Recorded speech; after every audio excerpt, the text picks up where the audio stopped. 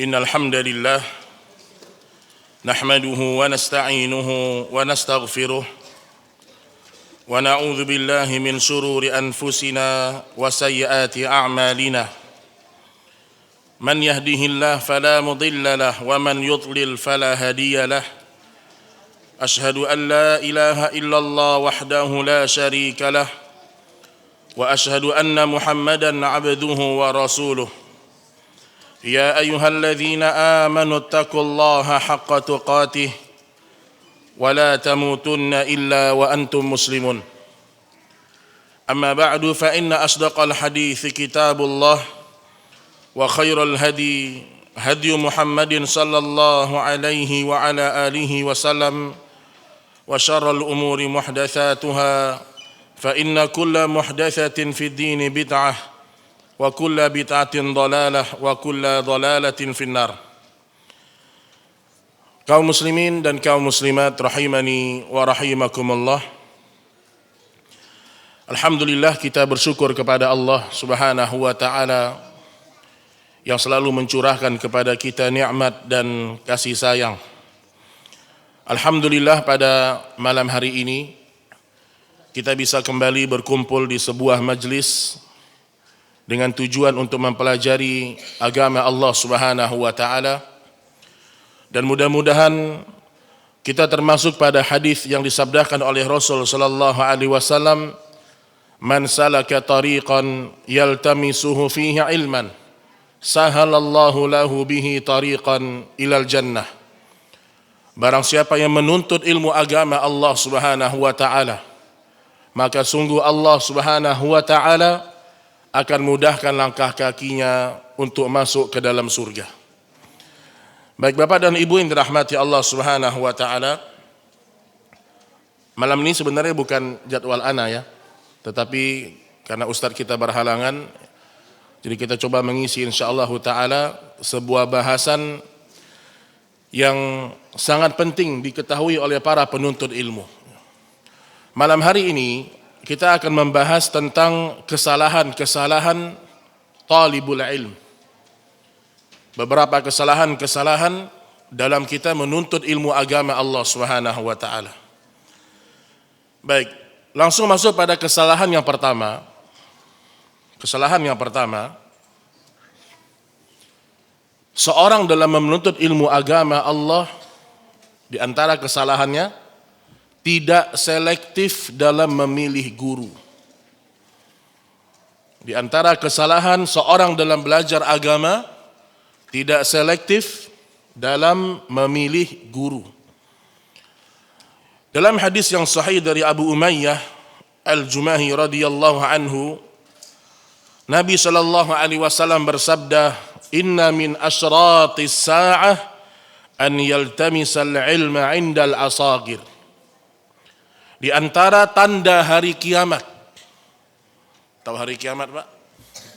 Di antara tanda hari kiamat, seorang itu ketika belajar agama, dia mengambilnya indal asagir, dari orang-orang asagir.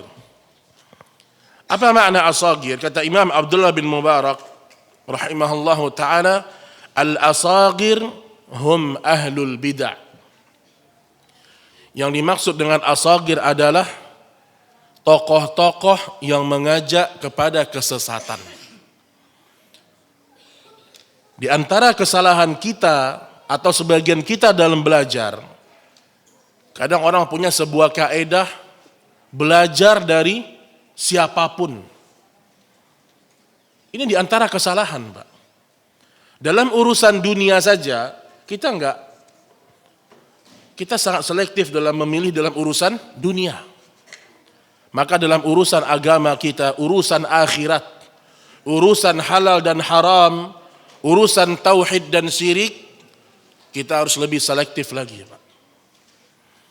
Makanya dulu sebagian para sahabat Rasul sallallahu alaihi wasallam, ketika mereka mendengarkan hadis Nabi sallallahu alaihi wasallam, ada orang mengatakan Rasulullah bersabda. Maka kata sebagian para salaf, sammu lana rijalakum, sebutkan kepada kami riwayat-riwayatnya. Sehingga seorang tidak tidak menyampaikan hadis Nabi asal-asalan. Kita lihat sebagian orang di masa sekarang, ketika mereka belajar, yang mereka pentingkan bukan lagi Al-Quran dan Sunnah. Yang penting sesuai dengan selera.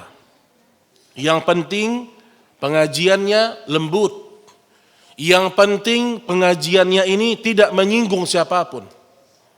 Ini di antara kesalahan kita dalam belajar. Makanya dalam memilih guru itu sangat penting. Salah memilih guru, maka salah dalam sebuah ibadah. Kalau sudah salah kita beribadah Bapak Ibu, maka ibadah yang kita lakukan tidak akan diterima Allah Subhanahu wa ta'ala. Contoh Pak, sebenarnya sebagian materi sudah saya bahas di Masjid Al-Mizan pada pertemuan yang lalu atau hari kemarin, tapi saya ulang dan saya tambahkan sebagiannya. Contoh, ada sebagian orang, dia berguru, katanya gurunya punya sanad, gurunya punya riwayat, dan gurunya mengajarkan kepada muridnya, kalau kamu baca sholawat, kalau kamu berzikir kepada Allah, kalau belum dapat ijazah dari guru, sholawatnya tidak sah. Ajib, Mak. Jadi ada sebagian orang, dia mengatakan, percuma kalian sholawat, kita percuma sholawat. Kita percuma berzikir, percuma kita beristighfar. Kalau kita belum mendapatkan ijazah dari guru. Mereka meyakini sholawat itu sah untuk dibaca, manakala guru sudah mengijazahkan sama kita. Dan ini salah satu pemahaman yang sesat dalam agama. Makanya dalam hadis Abu Hurairah radhiyallahu taala anhu, Rasulullah sallallahu alaihi wasallam bersabda, sayati 'alan nasi sanawatun khadda'at.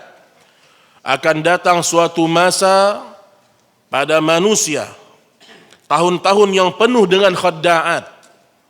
Akan datang masa-masa, tahun-tahun yang penuh dengan tipu daya. Yusadduqu bihal kadhib wa yukadzabu bihas sadiq. Pendusta dianggap benar, orang jujur dianggap dusta. Itu yang terjadi sekarang. Dai-dai yang jujur, dai-dai yang benar-benar menyampaikan dalil dianggap berdusta. Dai-dai yang benar-benar hati-hati ketika menyikapi sebuah amalan yang tidak ada contohnya, hati-hati mereka. Tapi kata Nabi, akan datang masa di mana mayoritas manusia mendustakan orang-orang jujur dan menganggap jujur para pendusta. Ini ciri-ciri yang pertama di antara dekatnya hari kiamat. Wa yu'tamanu fiha al-kha'in wa yukhawwanu fiha al-amin. Pengkhianat dipercaya, orang yang amanah dianggap berkhianat. Pengkhianat dipercaya, Pak. Pengkhianat didengarkan ucapan-ucapannya. Pengkhianat mendapatkan kedudukan-kedudukan besar di dunia. Adapun orang-orang yang amanah, mereka dilengserkan. Akan datang masa itu dan kita sudah merasakan.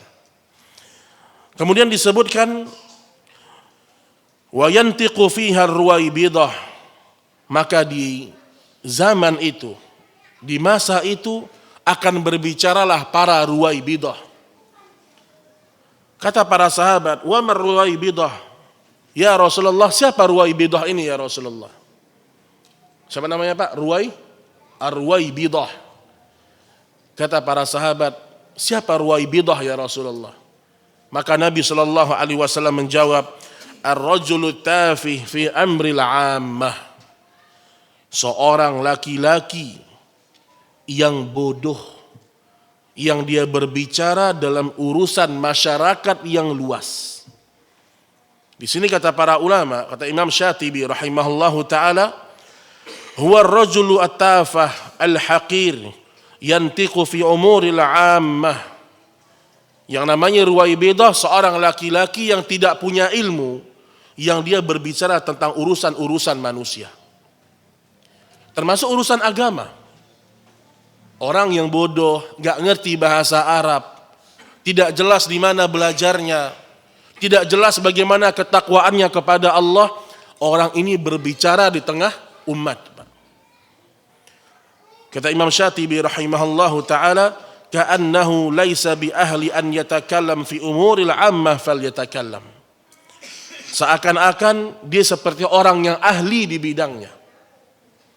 Maka ini kata Nabi sallallahu alaihi wasallam akan muncul, dan ini tanda-tanda dekatnya hari kiamat.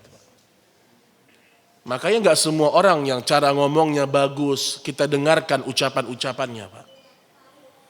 Maka penting antum untuk selektif dalam memilih guru. Penting.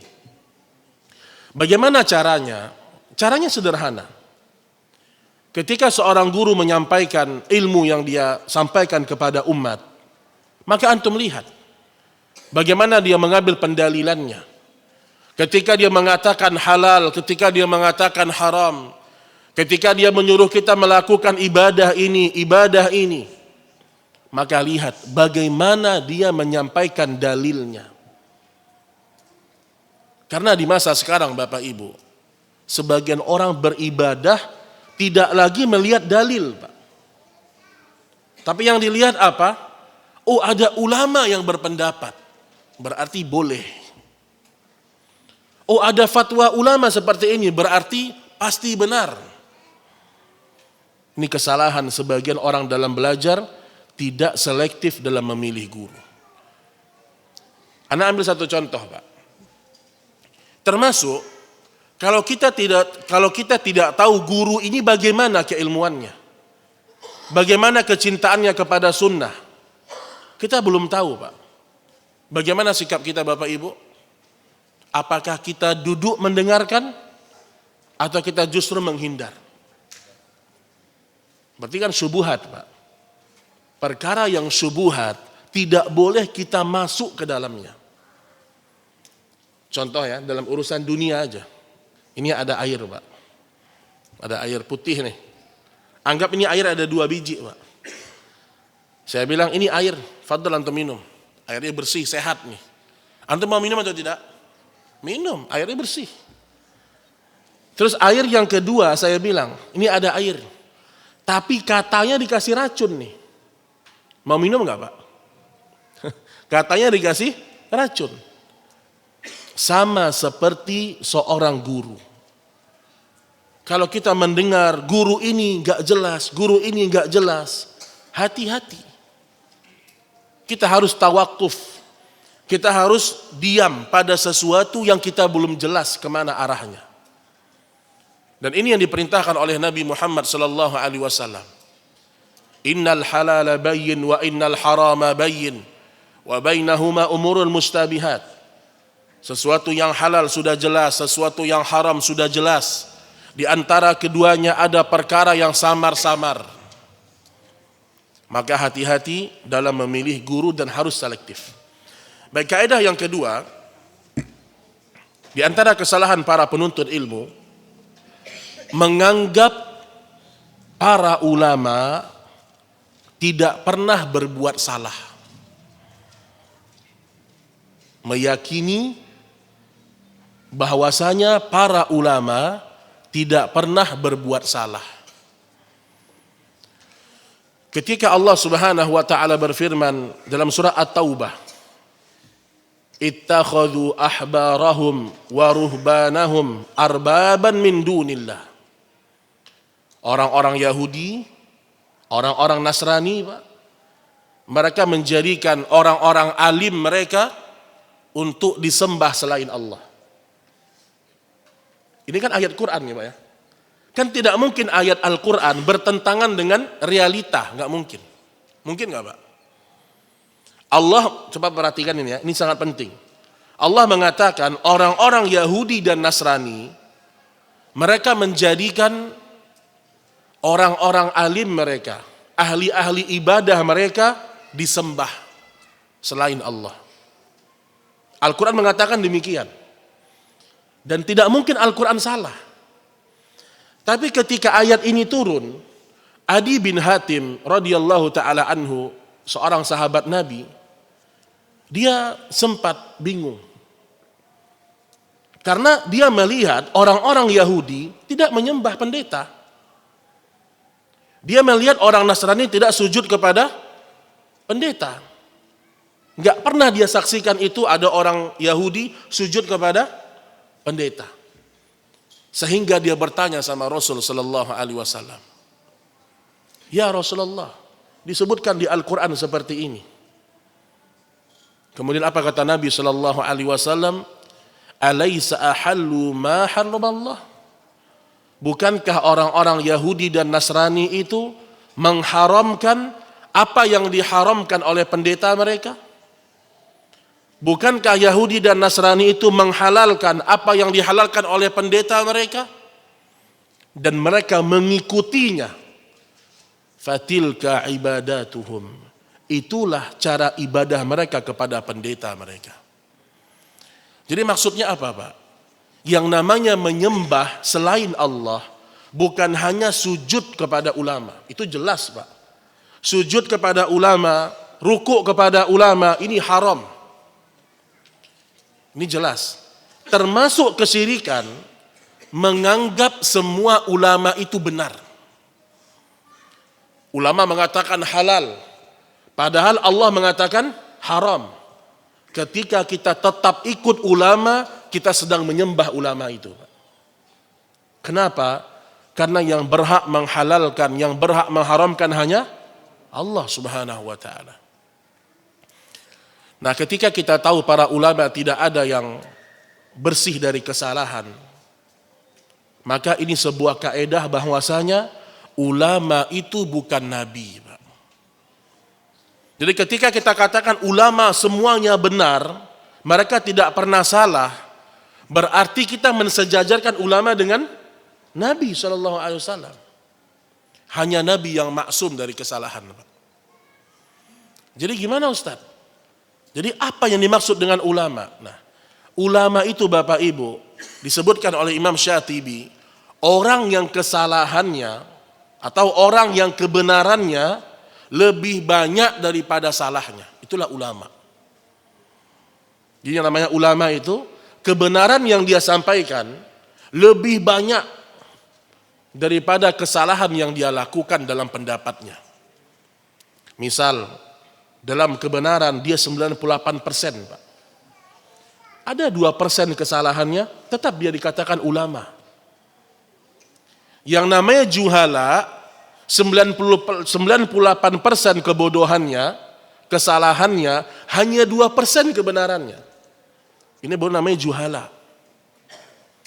Makanya tidak ada ulama yang tidak tergelincir dari kesalahan.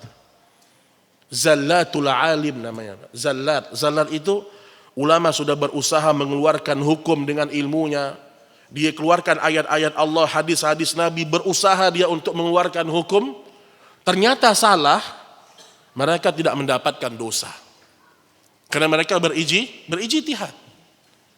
Mereka masuk pada firman Allah, Rabbana la tu'akhidna in nasina au akhtana. Mereka masuk pada ayat-ayat tersebut. Ana mau sampaikan kepada antum. Contoh zallatul alim. Ketergelinciran sebagian para ulama. Ibnu Hazm Al-Zahiri. Ibnu Hazm Al-Zahiri, kita tahu Ibnu Hazm ini rahimahullah ahlu sunnah, Pak. Beliau ahlu sunnah. Tetapi beliau punya pandangan-pandangan dalam masalah musik, beliau halalkan. Karena beliau mendhaifkan hadis tersebut. Maka dibantah oleh para ulama.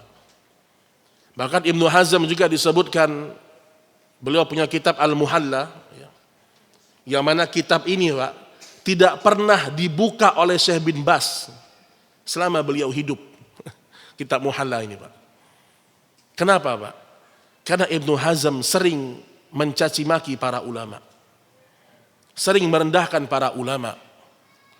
Ya begitu cara beliau untuk al-amru bil ma'ruf wa nahyu 'anil munkar. Tapi Syekh bin Baz tidak pernah mau membuka buku beliau.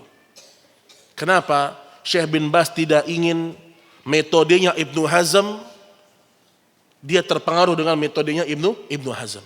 Tapi Ibnu Hazm ulama. Beliau ulama. Sehingga kalau kita tahu ulama tidak ada yang sempurna, maka ketika ada ulama yang jatuh kepada kesalahan, kita tidak boleh memaki, mencaci maki, membabi buta, nggak boleh, Pak. Ini ulama siapa ini? Selama itu ulama ahlu sunnah nggak boleh kita. Karena ulama bukan nabi.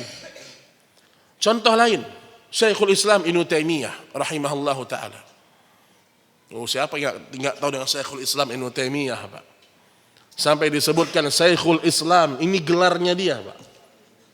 Diberikan gelar Syekhul Islam karena beliau kalau bicara masalah akidah seakan-akan beliau paling ahli masalah itu. Dan memang ahlinya. Kalau beliau bicara masalah fikih, beliau seperti orang yang ahli masalah fikih. Sampai disebutkan kalau ada hadis yang Syekhul Islam tidak tahu, itu bukan hadis. Oh, selesai, Masya Allah, Pak. Berarti alim besar ini. Tapi apakah beliau tidak pernah jatuh kepada kesalahan? Pernah. Di sebagian pendapat Syekhul Islam rahimahullah, beliau punya pendapat neraka itu tidak kekal. Fatal atau tidak? Fatal, Pak. Syekhul Islam punya pendapat neraka itu tidak kekal. Namun di sebagian buku beliau mengatakan neraka itu kekal. Dan kita berhusnuzan kepada Syekhul Islam Ibnu Taimiyah, mudah-mudahan beliau sudah rujuk dari pendapat itu. Jadi ada pandangan-pandangan yang kadang-kadang ulama tergelincir. Seperti misalnya Syekh Muqbil rahimahullah. Syekh Muqbil termasuk ulama besar di masa sekarang, Pak. Beliau sudah meninggal dunia. Beliau dari Yaman. Beliau mendoifkan hadis tentang menasehati pemimpin dengan cara 4 mata. Didoifkan oleh Syekh Muqbil rahimahullah. Sehingga beliau punya pandangan boleh terang-terangan menasihati pemimpin. Apakah kita akan mencela Syekh Muqbil, merendahkan kedudukan dia? Tidak. Tapi kita tidak boleh ikut kepada kesalahannya para ulama. Zallatul alim sesuatu yang sudah biasa. Dan para ulama ketika terjatuh kepada kesalahan bukan karena mereka mengikuti hawa nafsu, bukan, Pak. Tapi karena mereka sudah berusaha berijtihad, namun ternyata salah misalnya. Maka jangan sampai antum meyakini ulama tidak ada yang salah. Dan kita wajib untuk menghormati para ulama. Jangan mau kita dibilang kita nggak hormat sama ulama, enggak. Kita ini yang insya Allah kokoh di atas sunnah, berjuang di atasnya, kita cinta sama ulama.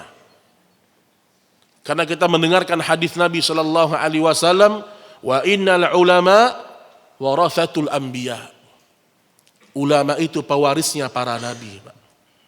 Tetapi kita punya kaedah dalam mencintai para ulama. Kita nggak seperti orang-orang sufi, nggak seperti orang-orang yang gulu terhadap para ulama, tidak. Kita cinta kepada mereka, tapi kecintaan kita kepada mereka harus disesuaikan dengan kitabullah dan sunnah Rasulullah Sallallahu Alaihi Wasallam. Jadi ada pendapat-pendapat ulama yang salah, tidak boleh kita ikuti. Contoh lagi misalnya pendapat Imam Abu Hanifah rahimahullah. Alim besar ini, Pak, Abu Hanifah. Beliau punya pendapat bolehnya seorang wanita janda menikah tanpa wali. Dibantah juga oleh para ulama. Ketika Abu Hanifah berpendapat seperti ini dan ternyata salah, beliau dapat pahala. Kita yang mengikuti tanpa dalil dosa. Karena kita sudah tahu mana yang benar dan mana yang salah. Nah, ini dia kaidah yang kedua, jangan pernah meyakini ulama itu semuanya benar. Baik, kemudian yang ketiga, di antara kesalahan dalam menuntut ilmu, meyakini bahwasanya kebenaran hanya ada pada satu sosok dari seorang guru yang kita yakini. Juga kesalahan fatal ini, Pak. Kita meyakini hanya guru kita yang benar. Kita meyakini hanya ulama ini yang benar. Kalau tadi kan kita meyakini ulama berbuat kesalahan. Sekarang juga sebagian orang salah. Meyakini hanya satu orang ini yang menguasai semua ilmu.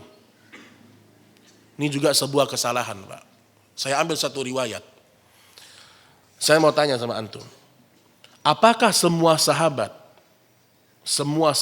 atau satu orang sahabat menguasai semua hadis Nabi, Pak? Tidak.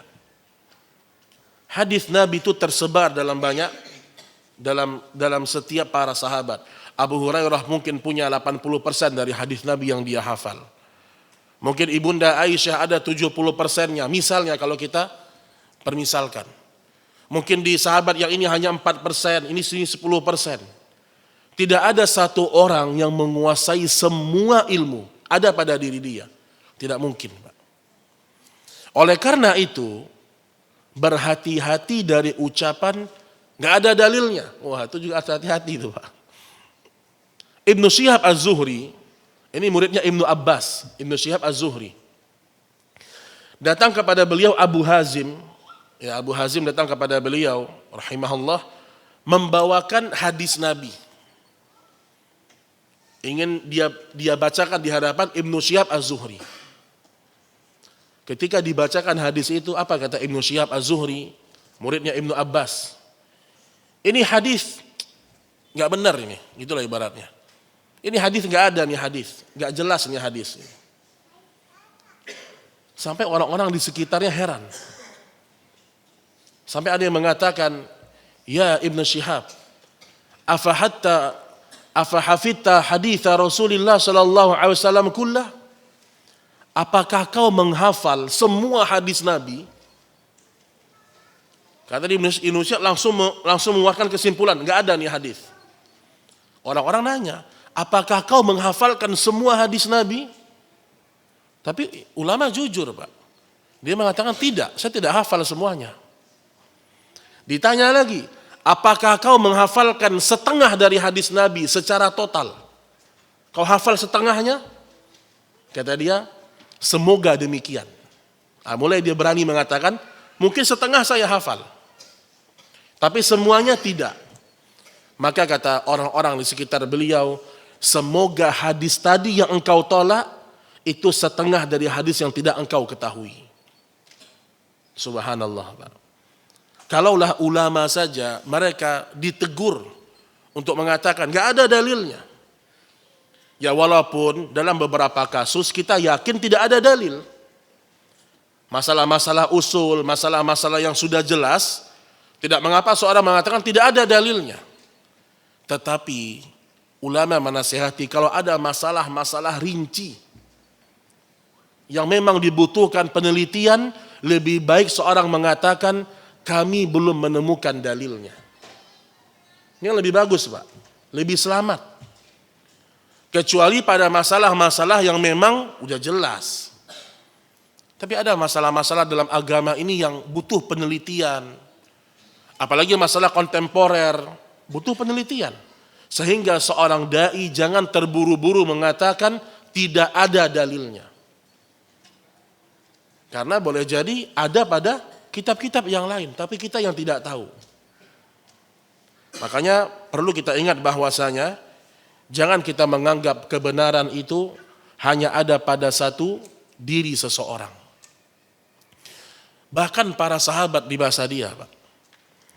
Umar bin Khattab radhiyallahu taala anhu, ketika beliau bersafar bersama para sahabat ke Syam. Jadi mereka safar ke Syam. Dan Umar memimpin safar. Sampai di tengah perjalanan, ternyata ada informasi di negeri Syam sedang ada wabah. Sedang ada wabah. Tapi bukan corona, Pak. Corona udah lewat, Pak. Ini dulu nih. Sedang ada wabah. Akhirnya Umar bin Khattab meminta pendapat kepada sahabat-sahabat muhajirin senior. Sahabat-sahabat muhajirin, mereka ditanya, apakah kalian punya ilmu tentang ini? Apakah kalian pernah mendengarkan sabda Rasul tentang ini? Apakah kita tetap berangkat ke Syam padahal ada wabah, atau kita pulang ke Madinah? Kata orang-orang muhajirin senior ini, kami tidak tahu. Mereka berbeda pendapat. Mereka nggak tahu intinya. Umar bin Khattab radhiyallahu taala anhu tanya lagi kepada sahabat Ansar. Sahabat Ansar juga mengatakan hal yang sama. Kami tidak tahu. Maka ketika para sahabat berbeda pendapat, apakah tetap berangkat ke Syam atau pulang ke Madinah, maka berkatalah Abdurrahman bin Auf, "Inna hadza indi ilman." Aku punya satu ilmu. Sami'tu min Rasulillah sallallahu alaihi wasallam, yang pernah aku dengar dari Nabi sallallahu alaihi wasallam. Sahabat lain tidak ada yang tahu dengan hadis ini, Pak. Kata Abdurrahman bin Auf, Nabi bersabda, kalau kalian melakukan safar, atau fima makna ya, ternyata di tempat tersebut ada wabah, maka jangan ke sana. Wala taqdumuna alaih. Jangan kalian berangkat ke sana. Dan kalau ada wabah di negeri kalian, dan kalian sedang berada di negeri itu, dan jangan tinggalkan negeri kalian, supaya tidak menular. Ini ilmu dari Nabi Shallallahu Alaihi Wasallam. Kalau ada wabah di satu tempat, jangan berangkat ke sana. Tapi kalau wabahnya di negeri kita, jangan keluar dari negeri kita. Di sini kata para ulama, hanya Abdurrahman bin Auf yang pada saat itu menghafalkan hadis ini. Padahal ada sahabat-sahabat senior di tengah-tengah mereka. Menunjukkan bahwasanya tidak ada seorang yang menguasai semua bidang ilmu yang ada pada diri dia. Enggak semua. Misalnya orang meyakini guru saya ahli tauhid, ahli fikih juga, ahli qiraat juga, ahli muamalat juga. Hampir tidak ada orang-orang yang seperti ini, Pak. Karena para sahabat pun mereka punya keahlian masing-masing, ya atau tidak? Mu'adz bin Jabal, apa keahliannya, Pak? Yang paling ngerti dengan halal haram Mu'adz bin Jabal. Ahli perang, ada lagi para sahabat, Khalid bin Walid. Yang mengerti dengan qiraat, ada lagi sahabatnya, Ubay bin Ka'ab, Abu Musa al-Ash'ari, dan seterusnya. Oleh karena itu, di antara kesalahan sebagian penuntut ilmu, meyakini hanya satu orang yang mengetahui semua kebenaran. Baik, kemudian juga, di antara kesalahan sebagian penuntut ilmu, disebutkan bahwasanya berfatwa tanpa ilmu. Artinya mengeluarkan pendapat, mengeluarkan sebuah argumen tanpa ilmu. Dan ingat Pak, ilmu yang dimaksud bukan ucapan ulama, bukan.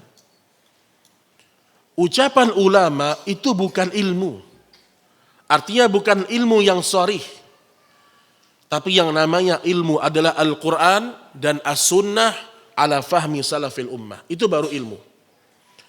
Makanya perbedaan pendapat di antara para ulama itu tidak boleh menjadi dalil untuk kita mengambil pendapat itu. Misal begini Pak, ada orang meyakini satu ibadah. Contoh ya, kalau dekat rumah saya Pak, ada satu orang azan, dan dia azan ngarang-ngarang Pak. Ngarang-ngarang maksudnya gimana? Bukan azan yang dikarang. Sebelum azan dia ngarang-ngarang. Di setiap mau azan, Innallaha wa malaikatahu yusalluna 'alan nabi, gitu loh. Ya ayyuhalladzina amanu, panjang, tidak ada selawatnya, ada nyanyi-nyanyinya gitu. Terus ketika ditanyakan sama dia, kenapa kok pakai bacaan itu? Dia bilang, guru kami seperti ini. Guru, kita tanya, dalilnya apa? Antum baca salawat sebelum azan, dalilnya apa? Oh nggak perlu dalil, ini kan baik. Nggak bisa tuh Pak. Kenapa? Bilal bin Rabah ketika mau azan, azan aja langsung. Kalau kita ingin menambah sebuah ibadah, kita butuh dalil. Maka ucapan guru itu tidak dalil Pak. Maka antum belajar, kita belajar. Ketika mengeluarkan pendapat, jangan lagi mengatakan kata Ustadz Fulan, kata ulama Fulan, jangan. Karena seluruh ulama mazhab melarang kita mengucapkan itu. Sampai kata seluruh imam mazhab, semakna mereka mengatakan, La yahillu li ahadin an ya'khudha biqaulina, ma lam ta'lam min aina akhadna. Tidak halal bagi seorang muslim untuk mengambil pendapat kami yang dia tidak tahu dari mana kami mengambilnya. Nggak boleh itu Pak. Oh yang penting ada ustadz yang berpendapat boleh, ya udah deh. Nggak bisa Pak. Makanya kalau kita bermain antara pendapat ustadz dengan pendapat ustadz lain, tidak akan berhenti debat itu Pak. Contoh, yang satu mengatakan nggak apa-apa, ziarah kubur, minta-minta ke kubur, itu boleh. Ini kata ustadz kami nih. Ustadz kami dokter. Nanti kita yang mengharamkan, bantah lagi. Ustadz kami juga dokter nih, sama-sama dokter. Oh ini profesor, nanti cari lagi yang profesor. Kan nggak selesai diskusinya Pak. Tapi kalau kita tanyakan, baik, guru Anda mengatakan boleh minta kepada ahli-ahli kubur. Apa dalil guru Anda? Ya itu minta Pak. Kalau gurunya tidak bisa menyampaikan dalil, berarti itu pendapat yang marjuh atau mardud, pendapat yang ditolak. Itu ingat itu, ya. Dan bisa jadi orang-orang yang kita anggap alim tergelincir dalam beberapa permasalahan. Makanya jangan sampai seorang itu berfatwa atau mengambil pendapat para ulama dan dia tidak tahu dengan ilmunya. Azan jemaah? Baik, kita azan dulu, setelah salat kita lanjutkan seperti biasa. Wassallallahu ala nabiyyina Muhammad wa akhiru da'wana anil hamdulillahi rabbil alamin. Assalamu alaikum warahmatullahi wabarakatuh. Bismillahirrahmanirrahim. Assalamualaikum warahmatullahi wabarakatuh. Alhamdulillah wassalatu wassalamu ala Rasulillah wa ala alihi wa ashabihi wa man wala wa la hawla wa la quwata illa billah. Ma'asyiral muslimin dan muslimat rahimani wa rahimakumullah. Baik, kembali kita kepada poin yang tadi kita sampaikan, bahwasanya setiap penuntut ilmu dia tidak boleh mengeluarkan pendapat pribadinya. Dia harus bersama dengan Al-Quran dan As-Sunnah dengan pemahamannya para sahabat. Baik, mungkin poin yang terakhir, dari sekian banyak kesalahan yang mungkin harus diwaspadai seorang penuntut ilmu, yang terakhir adalah al-kibr, yaitu kesombongan. Jadi seorang itu ketika dia belajar, dia harus ingat dengan sebuah hadis yang disampaikan oleh Rasul sallallahu alaihi wasallam, la yadkhulul jannah man kana fi qalbihi mithqala dzarrah min kibrin. Tidak akan masuk ke dalam surga Allah, tidak akan masuk ke dalam surga Allah orang yang di dalam hatinya ada kesombongan walau sebesar biji dzarrah. Ini dia ingat ini. Kalau kita lihat dari keistimewaan para penuntut ilmu, semua keutamaan penuntut ilmu itu Allah janjikan surga. Namun semua ancaman-ancaman orang yang niatnya tidak benar dalam menuntut ilmu, Allah haramkan dia dari surga. Bahkan disebutkan oleh Nabi sallallahu alaihi wasallam, "Man ta'allama ilman mimma yabtagha bihi wajhullah, la yata'allamuhu illa liyusiba bihi 'aradan minad dunya, lam yajid 'arfal jannati yaumal qiyamah." Barang siapa yang menuntut ilmu agama, siapa yang belajar agama yang harusnya dia niatkan untuk Allah Subhanahu wa taala, namun dia mempelajarinya untuk mendapatkan dunia, mendapatkan popularitas, dianggap oleh orang-orang, dihormati orang, disanjung orang. Kata Nabi sallallahu alaihi wasallam, orang yang seperti ini tidak akan bisa mencium harumnya surga Allah Subhanahu wa taala. Makanya seorang penuntut ilmu kalau dia sombong, Bapak Ibu, ilmunya tidak akan bertambah, Pak. Ilmunya tidak akan bertambah. Ada dua orang yang ilmunya tidak akan pernah bisa bertambah. Pertama, al-mustakbir, orang-orang yang penuh dengan kesombongan. Dia menganggap dirinya yang paling tinggi, dirinya yang paling mutkin, dirinya yang paling afqah, yang paling faham dengan apa yang dia pelajari. Padahal Allah Subhanahu wa taala berfirman, wa fawqa kulli dhi ilmin alim. Di atas orang-orang yang berilmu itu ada lagi yang lebih berilmu. Di atas yang berilmu ada lagi yang lebih berilmu di atasnya. Begitu seterusnya sampai ilmu itu kepada Allah Subhanahu wa taala.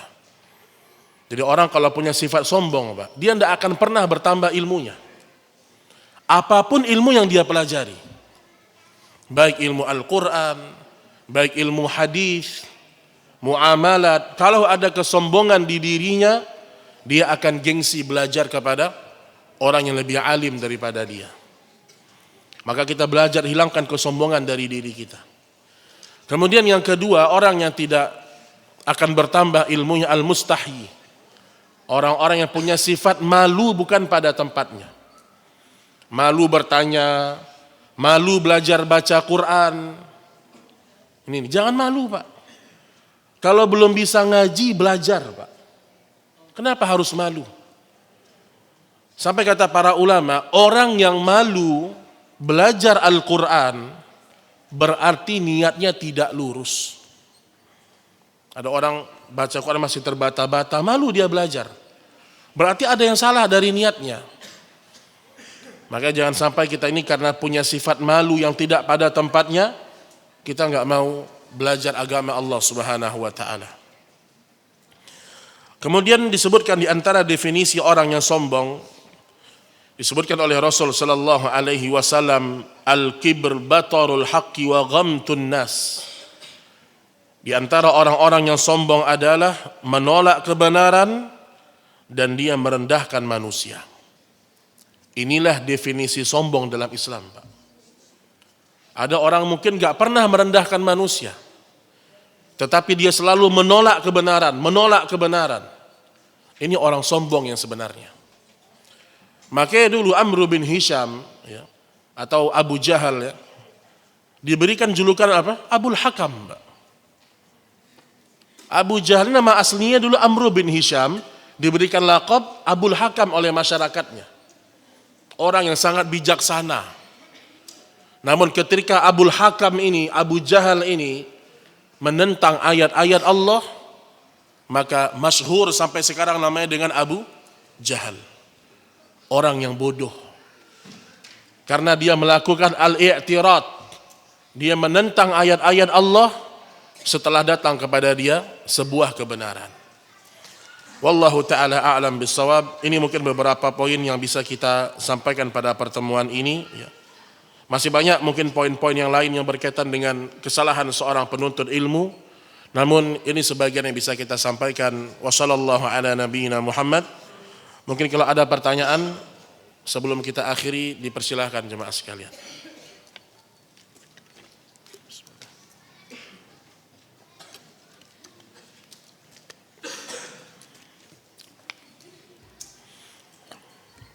Silahkan, fadhol.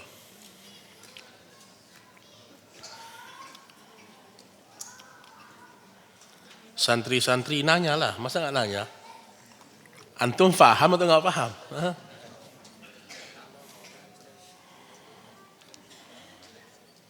Ya, silahkan Pak. Waalaikumsalam warahmatullahi wabarakatuh.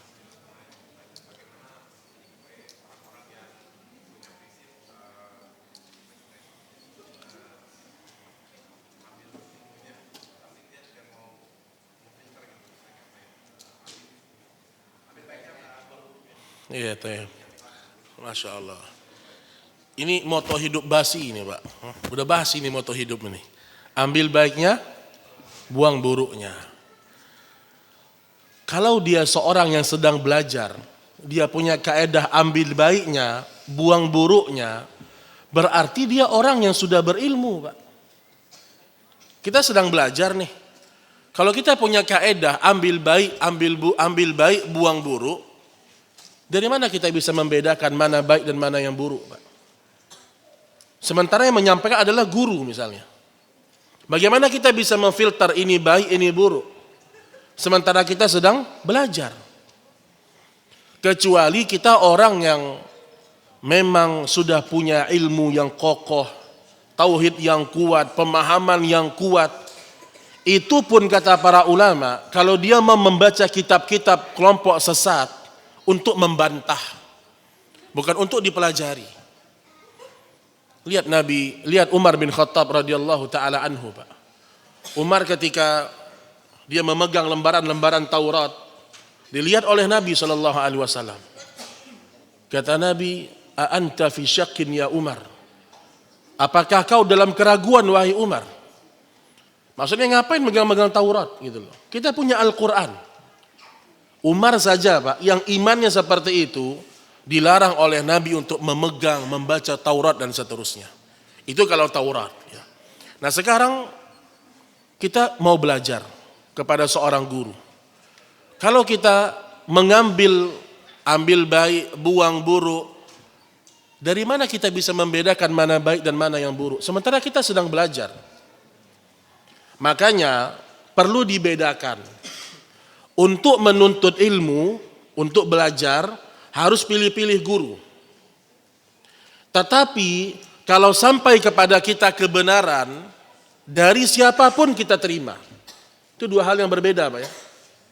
Kalau untuk belajar, antum pengen pengajian, pengen dengarkan tentang kajian ini, kajian itu, pilih-pilih guru. Karena antum sedang menuntut ilmu. Tetapi kalau sampai kebenaran kepada antum, dan itu adalah kebenaran walaupun bukan dari guru antum, kita terima. Tapi bukan untuk menuntut ilmu sama dia. Misal, Pak, contoh sehari-hari lah ya. Kita mungkin melakukan satu kesalahan di jalan misalnya. Sedang naik mobil, kita mungkin ada kasus ditabrak. Kita udah ngaji nih, Pak. Terus kita maki-maki orang yang ada di sebelah kita. Kurang ajar kamu. Karena kita saking emosinya, kita mengeluarkan kalimat kotor. Tiba-tiba ada pemabuk, tukang judi, preman bilang sama kita, "Pak, jangan ngomong kotor, Pak." Kita benar nggak nasihat ini, Pak? Benar. Walaupun pemabuk dia, preman dia, kalau yang dia sampaikan kebenaran, kita terima. Tapi untuk belajar sama preman, nggak boleh. Itu dua hal yang berbeda, paham atau tidak? Paham. Jadi kalau antum mau belajar, memang pilih-pilih guru. Gak semua guru kita dengar, Pak. Imam Ahmad ketika lewat di sebuah masjid, ada tokoh Mu'tazilah yang sedang mengajarkan ilmu. Ditutup kuping Imam Ahmad, Pak. Lewat masjid tuh, Pak, tutup kuping. Imam Ahmad, dia hafal 1 juta hadis, Pak. Makanya antum jangan dekat-dekat dengan subuhat. Jangan dekat-dekat dengan subuhat. Hati-hati. Jadi bedakan antara belajar dengan kita menerima informasi kebenaran. Ada ustadz nih misalnya. Ini ustadz kita tahu, Pak. Ngajak orang melakukan syirik. Ustadz dukun nih ngomong sama kita. Antum harus jujur. Benar gak nasihat dia? Benar, kita terima. Tapi jangan kita belajar sama dia. Ustadz berarti gimana Ustadz? Berarti kita nggak boleh belajar sama, iya kita pilih-pilih, Pak. Dalam urusan dunia kita pilih-pilih, Pak. Antum mau berobat, kita ini kan belajar untuk mengobati hati kita. Kita belajar agama membersihkan jiwa kita. Kita berobat ke dokter untuk menyembuhkan penyakit badan. Maka kata Imam Syafi'i, kalau kalian ada di sebuah negeri yang tidak ada ulama dan tabib di dalamnya, tinggalkan negeri kalian.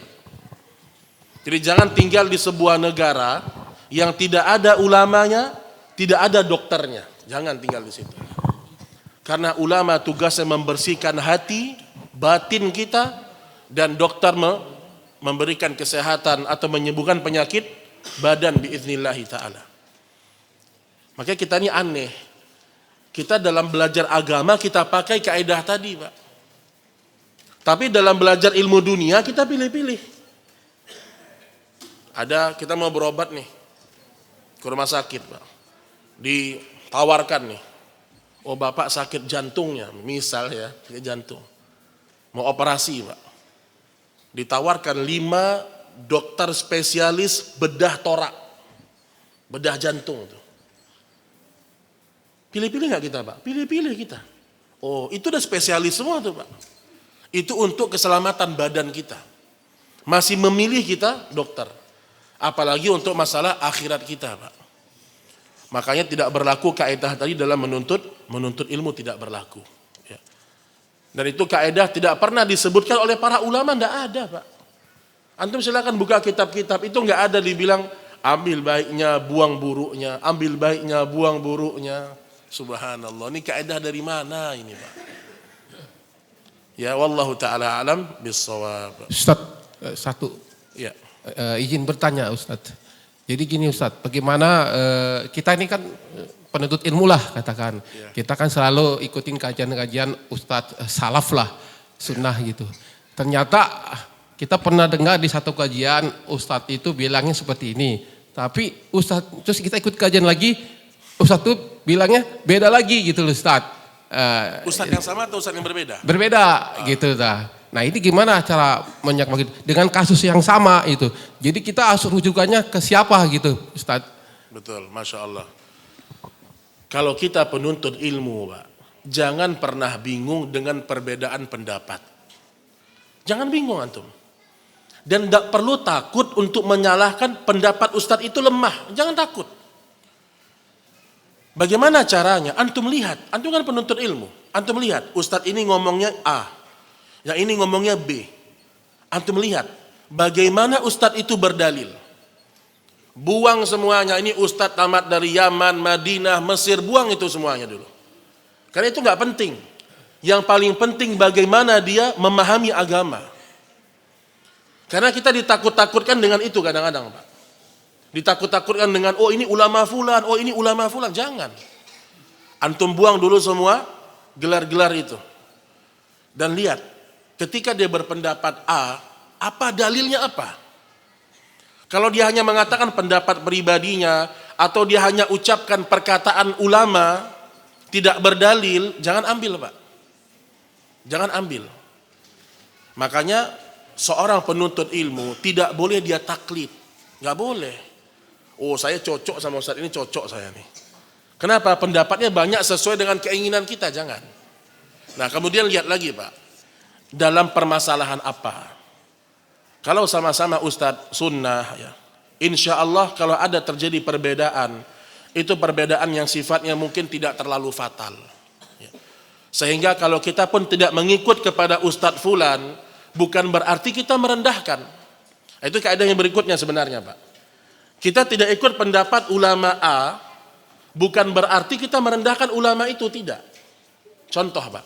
Di Irak, ya, Al-Imam Syafi'i mendengar orang-orang menjadikan pecinya Imam Malik itu untuk minta hujan, Pak, di Irak. Jadi di zaman Imam Syafi'i ini, Pak, Imam Malik siapa? Gurunya Imam Syafi'i, Pak. Imam Malik ini gurunya Imam Syafi'i. Ketika Imam Syafi'i mendengarkan itu, orang-orang Irak kalau minta hujan pakai pecinya Imam Malik. Imam Syafi'i tulis buku membantah itu, Pak. Orang-orang Irak mengatakan, wahai Imam Syafi'i, ini kata Imam Malik seperti ini. Kata Imam Syafi'i, Rasulullah bersabda. Mereka bilang, kata Imam Malik seperti ini. Imam Malik disandingkan dengan Nabi, ya kalah Imam Malik, Pak. Kita utamakan siapa? Rasul Sallallahu Alaihi Wasallam. Nah ternyata para ulama itu pun sudah biasa. Imam Malik banyak berbeda pendapat dengan Imam Syafi'i, tetapi mereka tidak saling menjatuhkan. Nah di situ perbedaannya para ulama, Pak. Jadi ketika terjadi perbedaan antara para ustadz, antum belajar melihat mana yang lebih dekat dari dalil, paling tidak itu. Yang kedua, antum melihat mana pendapat itu yang lebih dekat kepada ketakwaan kepada Allah. Mana yang lebih hati-hati, mana yang lebih benar-benar menyelamatkan kita di akhirat. Lihat. Contoh ya, terjadi perbedaan antara para ulama tentang hukum laki-laki ke masjid.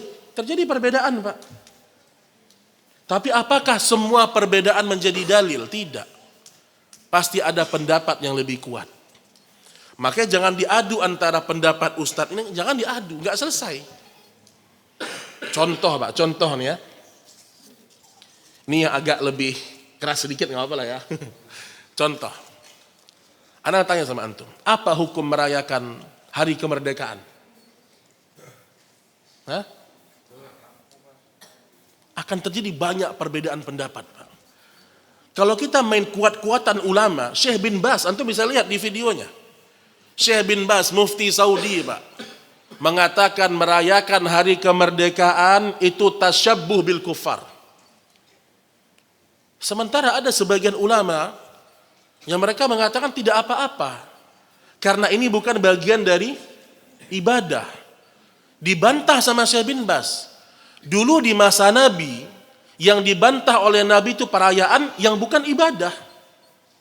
Dulu di Madinah, Pak, ada orang-orang merayakan hari perayaan mereka nggak merayakan ibadah, hanya makan-makan, ngumpul-ngumpul, tapi dibantah itu sama Nabi.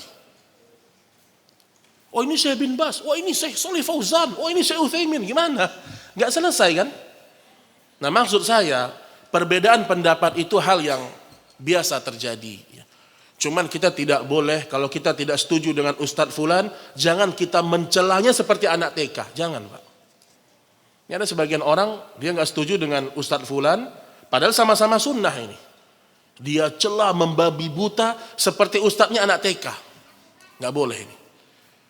Karena ketika para ulama terjatuh kepada ketergelinciran, tidak ada ulama yang lain tuh mencelanya membabi buta, tidak ada, Pak. Makanya itu diantara adab dalam berikhtilaf ya. Jadi antum tidak perlu bingung ya. Antum melihat pendapat mana yang lebih kuat dan seterusnya. Dan tidak perlu takut menyelisihi pendapatnya seorang ustadz, nggak perlu takut. Asalkan antum memegang dalil, nggak perlu takut. Dan jangan juga bilang begini ya, nggak mungkin lah ustadz ini salah. Nggak mungkin, masa ustadz itu nggak tahu dalilnya? Mungkin Pak. Ini ada sebagian orang takut untuk berseberangan dengan gurunya, takut dia. Makanya tadi saya katakan, dalam kita belajar agama tidak boleh kita itu menganggap orang itu maksum semuanya. Karena dulu ulama-ulama itu mereka membantah antara diri mereka dengan orang lain. Wallahu ta'ala alam bissawab. Baik, masih ada jemaah? Ya, silakan. Ya.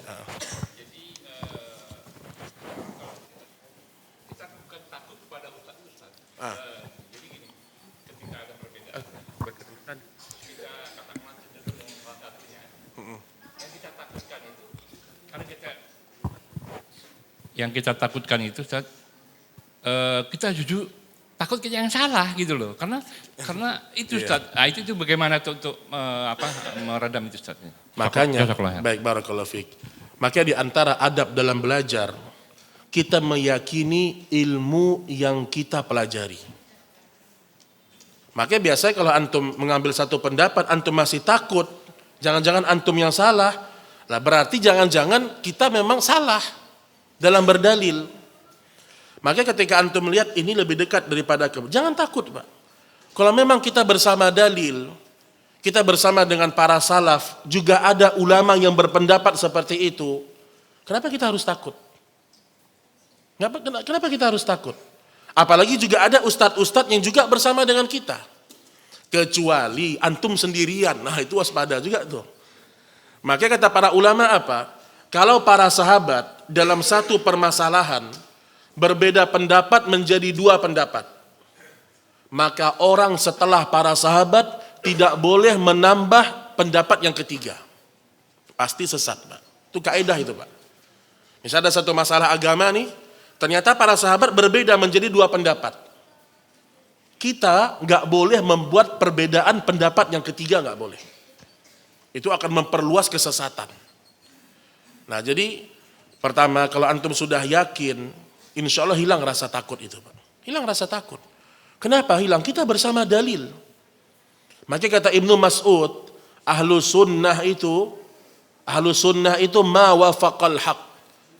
Apa yang sepakat dengan dalil. Wa in kunta wahdak, walaupun engkau sendirian. Ibaratnya begitu. Jadi kalau bapak sudah bersama dalil, ada pegangan dalilnya, kemudian ada ulama-ulama salaf yang berpegang juga dengan itu, kenapa harus takut? Cuman kita ditakut-takuti dengan sosok seseorang biasanya. Antum ngambil pendapat itu, wah ini Syekh Soleh Fauzan begini loh, wah ini Syekh bin Bas begini loh. Kita juga punya Syekh yang ikut dengan pendapat kita, kan gitu. Makanya kalau dia masalah-masalah yang tidak terlalu berat, ya kita bertoleransi dengan sebagian permasalahan. Contohnya apa Pak? Perlu kasih contoh biar ada contoh. Apa contohnya? Jadi begini Ustaz, contohnya ada pendapat jumhur kalangan itu Ustaz ya. Ya. Terus kemudian ada pendapat ulama kan gitu kan. Ya. Nah, sementara katakanlah kita condong kepada pendapat ulama bukan jumhur gitu Ya. loh. Jadi sementara itu kan jumhur. Itu kan itu yang kadang-kadang kita gitu Ustaz. Iya. Oh kan mayoritas ulama gitu kan. Masya Allah. Selama bukan ijma, tenang antum. Kalau masih jumhur, itu belum terlalu kuat Pak. Tapi kalau ijma, sahabah, ijma'nya para ulama, jangan antum selisihi. Dan terkadang ijma pun perlu dicek lagi Pak. Benar nggak terjadi ijma? Karena sebagian orang mengklaim terjadi ijma padahal tidak. Nah makanya jangan ditakut-takutkan dengan jumhur, mayoritas, jangan. Mungkin kalau kita kasih contoh banyak, tapi Anda nggak usah kasih contoh. Sebagian permasalahan jumhur Pak, itu tidak semuanya juga kebenaran Pak.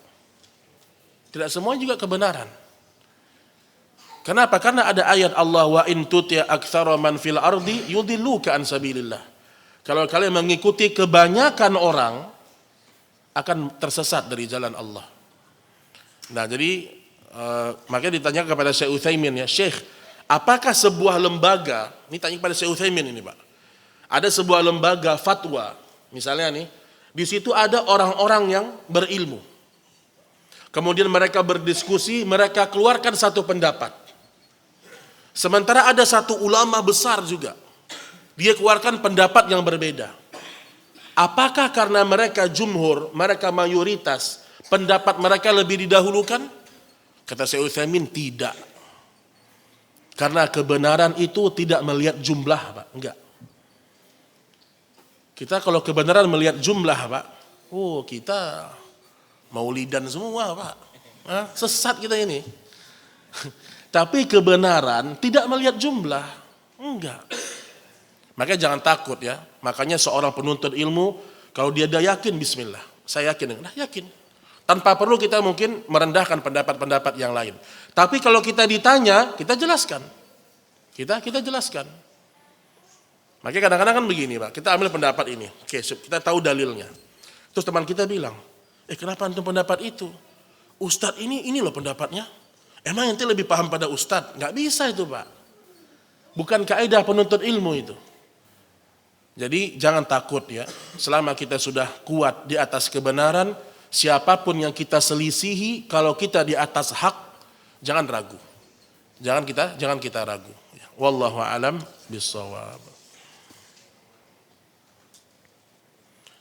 Ustadz Afwan, seringkali saya lupa ketika hendak bertanya, bagaimana mengatasinya? Siapa nanya ini? Mau nanya lupa, gimana cara Masya Allah, mengatasinya? Biar tidak lupa, antum catat. Antum dengan Ustadz ceramah nih, kan banyak tuh. Antum catat, antum ingat terlintas, catat dulu satu. Ada lagi yang bingung, catat lagi dua. Nanti kumpulkan pertanyaan ini, mana yang kira-kira paling berat, antum tanyakan. Catat Pak. Ini bukan hanya masalah pertanyaan Pak, ilmu pun demikian. Para ulama menyuruh kita untuk mengikat ilmu dengan tulisan Pak. Dan ingat antum, kata Syekh Utsaimin, ilmu yang antum hafal itu lebih bermanfaat walau sedikit daripada buku yang banyak antum baca. Itu kaidah Pak. Mau tidak mau itu sudah. Antum hafal sebagian kaidah-kaidah ilmu, dalil, itu lebih bermanfaat. daripada antum banyak membaca buku. Makanya para ulama tuliskan matan-matan akidah kecil-kecil tuh. Makanya santri-santri ini penting nih. Ngafalkan matan usul thalatha, matan qawaidul arba, asrah nawaqidul Islam, ini pondasi-pondasi, Pak. Jadi menghafalkan ilmu itu penting, ya. Jangan sampai laptop mati hilang ilmu, kan kacau juga itu, Pak. Jadi ilmu itu harus diikat dengan hafalan. Maka kata Syekh bin Baz rahimahullah, ilmu yang pertama yang harus dihafal adalah kitabullah subhanahu wa ta'ala. Ibaratnya kalau antum hafal Quran, antum sudah hafal setengah dalil dari agama ini. Kalau hafal Quran. Ya wallahu ta'ala alam, jadi bisa dicatat ya kalau lupa dengan pertanyaan. Ustaz, bagaimana cara menjaga niat dan meluruskan niat ketika kita sedang futur? Futur tidak akan terjadi, kalau futurnya benar ya, kecuali setelah antum bersungguh-sungguh. Karena futur terjadi biasanya setelah kesungguhan. Nah kalau dia datang sebelum kesungguhan, ini bisikan-bisikan syaitan ini. Dan Nabi mengatakan likulli amalin fatrah. Setiap amal itu ada masa-masa futurnya. Barang siapa di masa futurnya masih di atas sunnahku, Allah akan memberikan dia taufik. Ustadz, futurnya udah 3 bulan Ustadz. Wah ini enggak futur lagi nih Pak. Ya, futur itu sebentar. Malas ke masjid atau malas belajar, futur itu sebentar. Makanya kalau kita futur, jangan sampai tinggalkan kewajiban. Itu paling tidak. Sefutur apapun tetap sholat berjamaah ke masjid. Nah, mungkin nanti berkurang dari sisi ibadah-ibadah sunnah. Tapi ntar gak lama tuh. Kalau kita perbarui niat lagi, kita muhasabah diri sebelum tidur, ingat lagi dengan kematian, tujuan saya hidup apa, itu akan diberikan Allah taufik untuk kita semangat kembali. Ya. Dan kalau ini adalah para penuntut ilmu, misalnya seperti santri-santri misalnya, kalau dia sedang futur, kata Syekh Utsaimin, baca-baca buku tentang kisah-kisah. Jadi jangan sampai antum membaca bahasan yang berat di waktu-waktu susah, jangan. Misalnya di waktu-waktu yang sedang capek gitu ya, siang hari, jangan baca masalah-masalah yang berat dalam agama. Tapi dalam waktu-waktu yang susah itu, baca-baca kisah aja yang ringan-ringan, Pak. Nah dengan membaca kisah para ulama juga akan menambah semangat kita, Pak. Menambah semangat kita. Ada buku judulnya itu 102 atau kiat supaya belajar agama membara, itu juga ada tuh terjemahannya itu. Ada lagi kitab Hilyah Talibul Ilm atau kitab-kitab yang membahas masalah perjuangan ulama dalam belajar. Ya, jadi itu bisa menambah semangat ya. Wallahu a'lam bissawab.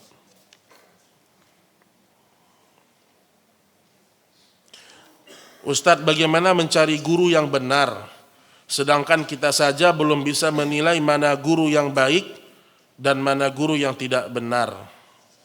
Jawaban gampangnya, datangnya ke sini, dengar kajian setiap ada jadwal di masjid ini. Itu guru benar semua insya Allah. Kalau antum bingung, datang aja ke kajian-kajian sunnah. Tanya Pak Hilmi nanti, mana kajian? Datang, itulah guru yang benar. Itu jawaban gampangnya ya. Tapi kalau jawaban simpelnya, jawaban yang lebih rinci, ya justru karena kita tidak tahu karena kita belum punya ilmu, kita belajar. Dan kita kalau belajar itu kita ada arahan-arahan, Pak. Dan fitrah kita ini nggak bisa dibohongin, Pak.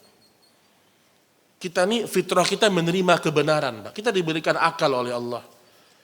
Nah makanya juga penting kalau kita ingin mencari guru yang benar, ya kita mulai belajar bertahap. Dari masalah akidah. Dan insya Allah kalau kita sudah niat belajar yang benar, Allah akan arahkan kita. Entah kita dapat teman-teman yang saleh, dia akan bimbing kita ke tempat-tempat yang baik dalam belajar. Ya jadi intinya begitu ya. Apalagi di masa sekarang mudah kok Pak. Untuk mendapatkan guru yang benar, antum bisa juga mendengarkan kajian-kajian online, banyak sekarang. Ya jadi selain kita berguru dengan guru yang benar, kita juga tetap harus belajar di rumah. Kitab-kitab kita punya, baca dan seterusnya. Sehingga kita tidak telan mentah-mentah semua yang guru kita sampaikan, Pak. Wallahu ta'ala alam bissawab. Baik, mungkin ini yang bisa kita sampaikan pada pertemuan ini. Semoga bermanfaat dan semoga Allah Subhanahu wa taala memberikan barakah dalam kehidupan kita dan semoga Allah wafatkan kita dalam keadaan husnul khatimah. Wa sallallahu ala nabiyyina Muhammad. Subhanakallahumma wa bihamdik asyhadu an la ilaha illa anta astaghfiruka wa atubu ilaik. Tsumma assalamu alaikum warahmatullahi wabarakatuh.